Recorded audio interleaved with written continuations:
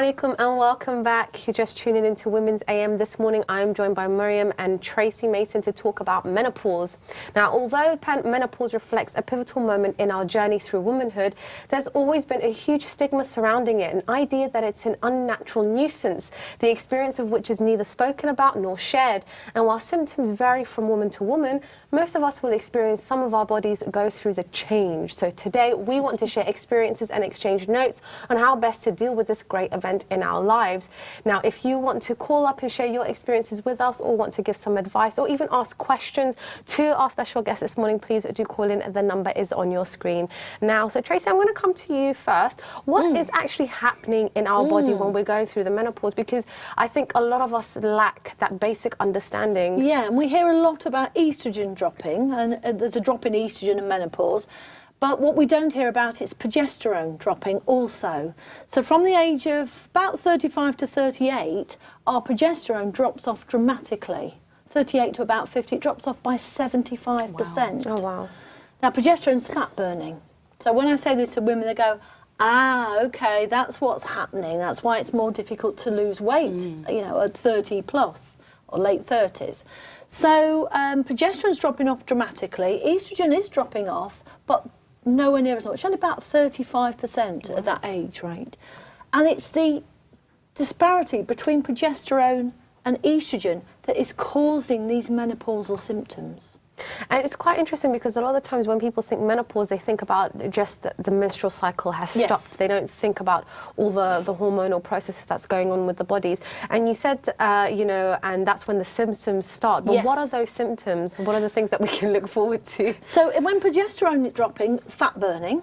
So that means that obviously we might put on weight. So that may be something that you may not think that's menopausal, may just think it's an age-related thing. But there's other things as well. When the progesterone drops off and it gets more dominant, what can happen? We can get that anxiety, those mood swings that often, when through 2 or 3 days before our periods, that we have that same sort of anxiety.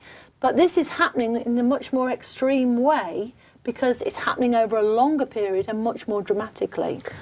So some of the first signs could be mood swings, weight gain, and general anxiety that people may not think that's menopausal. That's quite interesting because we were talking about this earlier, and I know, Miriam, you were saying that anxiety is not something that you would have thought of as being a symptom. Associated it with it, but then you did make mention of the fact that, you know, those few days before your period, you do tend to get a bit anxious or whatever. Sugar cravings. Yes, the cravings as well. Yes. But so as far as the period is concerned, that starts to shorten. What happens with the actual cycle? The cycle is out of balance. So the cycle can be 2 or 3 months without a period, and then it may be a little bit heavier, and then it may even be, you know, a year.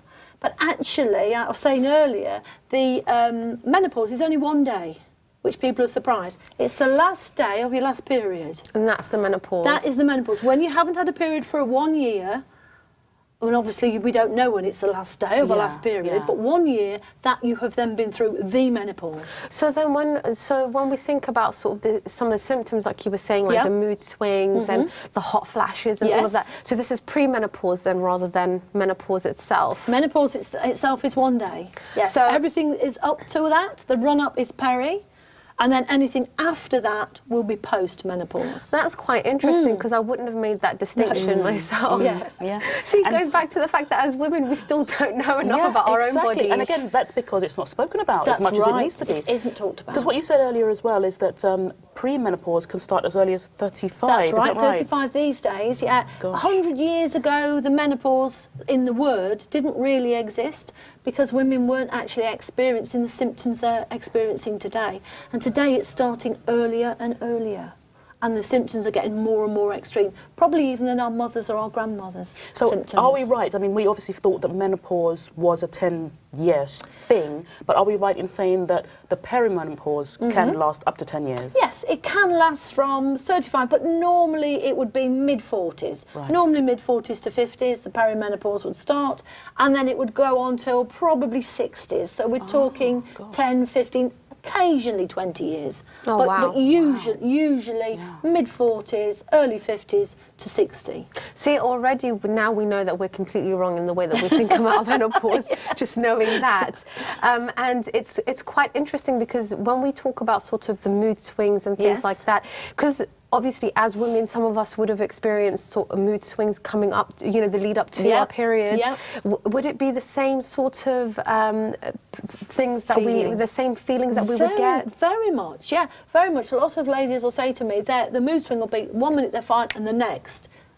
It's probably even worse than PMS. It's even more highlighted because of this drastic drop in progesterone. So how then would you be able to tell the difference between, oh, this is just the run up to my period, rather than, okay, I'm perimenopausal now? How would you know the difference? It would tend to last a bit longer, and if your periods are regular, we can assume it's PMS. Right. But once they start to be more and more irregular, those they're going to be more extremes of hormones. So you are going to know that there's a difference. The periods will be longer in between, and then the actual symptoms will be more extreme. That's quite interesting. And you said that for some women, they could be, be perimenopausal from the age of 35. Yes, can be. What are the reasons why? Because, like you said, for usually it's women, over 45 who tend to go into that category. But why is it so much earlier than today's lifestyle? Today's lifestyle has a huge impact on a whole of our endocrine, our hormonal system. Stress has got a massive effect on our hormonal system, because what happens when our ovaries stop producing eggs, the adrenals, our adrenal system, and our liver should take over some of the production of estrogen and progesterone. If we're stressed, and who isn't stressed in today's society, but if we're overstressed, the adrenals won't actually start producing as sufficient estrogen and progesterone as it should. So it won't be taking over. Nor will the liver. The liver's got so many jobs to do. If the liver's compromised, and again, lifestyle, caffeine, can all affect chemicals, can all make the liver work harder. It also should be producing estrogen and progesterone, and it won't. It'll do all those other detoxification jobs. So it's lifestyle, it's stress, it's food, and it's exercise, the wrong type of exercise often for women as well. Oh, so there's a wrong type of exercise. There is for menopausal women, yes, yeah. Often when a woman will sort of, put on a bit of weight around the middle, she might think she's got to go and pound the street and run marathons. It's actually not the case. What we need is short, sharp bursts of high intensity interval training. If we do a lot long running or long cardio, what's going to happen, our body's going to produce adrenaline after about 20 minutes. Cortisol is then produced to balance the adrenaline. Cortisol will knock off all the other hormones. But it doesn't just do that. Because it's a toxin to the body doesn't know what to do with it. So it'll surround it with fat and store it around our middle.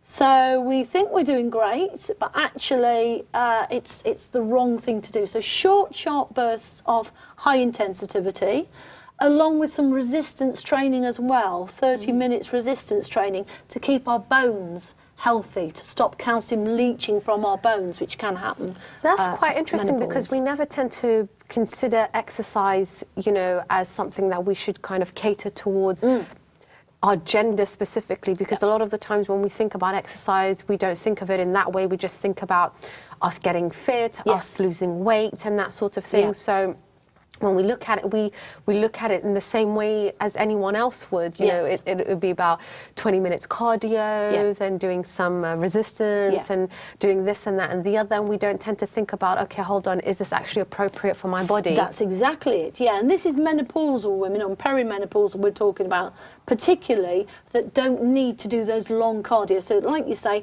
20 minutes maximum, 20, 30 minutes cardio, fabulous, some resistance work at the same time. But really, in terms of exercise, we need to be getting hot and sweaty 3 or 4 times a week doing that cardio. Once a week isn't good enough, but not too long. It's giving the wrong effect. It's stimulating cortisol, which will knock off all the other hormones. That's quite interesting, because this is something that's completely new to me. And like I was saying, you know, had I been, you know, at the stage where I'd be going through menopause or thinking about it, that's at that point that I would start researching it and not before. So that's quite good to know.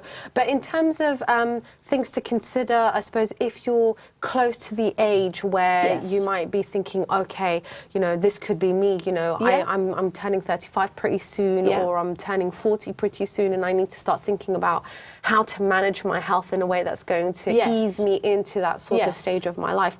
What would you say is the food? De-stressing where we can. So yoga, leisure walking, Pilates, fabulous. But also food is so important. So we need to get something called phytonutrients, which are plant-based, but they have the same molecular structure as estrogen, but they're not estrogen. So we're talking leafy green vegetables, dark fruits. So really we should be looking at a beautiful plate full of rainbow colours. That's what we're looking for. And we're looking to do that in order to just balance up the estrogen levels in the body? Yeah, exactly, to balance our hormones. Omegas 3, 6 and 9, which is from flax seeds. So flax seeds or linseeds, soak them overnight, sprinkle them on your salads, sprinkle them on your porridge. Flax seeds are vital, as are omega oils. So lots of lovely oily fish, avocados, eggs, all those healthy fats that we have been told probably for the last 10, 15 years that we shouldn't be eating fat. We need to be eating good quality, healthy fats. We need lots of vitamin Bs to combat stress. So again, in the raw sense, if we can. So a raw green juice would be fabulous. Lots of limes and lemons. It's got vitamin C's and E's for collagen. Green tea is also very good. And this is everything, all of these things are within our control. I think sometimes we tend to think that, oh, this is a natural process, this is hormonal, this is internal, there's nothing I can do about it. Mariam, because you were saying that you feel that you're going through gentle menopause at the moment. It must be gentle because I thought it was, well, again, I've got my words all mixed up because I thought this menopause lasted 10 years. But anyway, you know, I was sort of like having the odd sort of feeling of a night sweat. So in the night, I'd wake up and I'd be slightly moist around here. And I thought, oh, this must be the sort of perimenopause leading into. But now that you're mentioning, I mean, I suppose it still could be. Could easily be. But now, because I'm 47 and you say that, I mean, by 45 you'd expect something to be taking place. I'm assuming that it's actually, Interestingly, when people wake up in the evening or night, it's usually between 1 and 3. I ask a lot of people. And that's what we call in Chinese elements liver time. So your liver is trying to detox. So the liver is at its meridian, is at its maximum. It's trying to detox. So a really simple thing I would suggest is cooled boiled water or warm water and a squeeze of lemon every morning. Fabulous to detox and start to cleanse the liver. So there are lots of really easy things that can have immediate effect that would help. Cleansing the liver will help those night sweats and the waking up at night. And what I'm also quite surprised by is that we've been speaking about menopause for the last 15 minutes and we haven't mentioned HRT. No, we haven't mentioned HRT. HRT is hormone replacement therapy, which we'll have to come back to because we've got a break coming up very, very shortly. So for anyone that's watching, as always, this is a live discussion. Please do call in. If you have any questions for Tracy, please do call in and ask. If you want to share your own experiences, you can do that too. We'd love to hear from you. But we are going to go for a quick break now, so stay tuned as we'll be continuing on with this discussion on menopause. See you in a few minutes. Assalamu alaikum.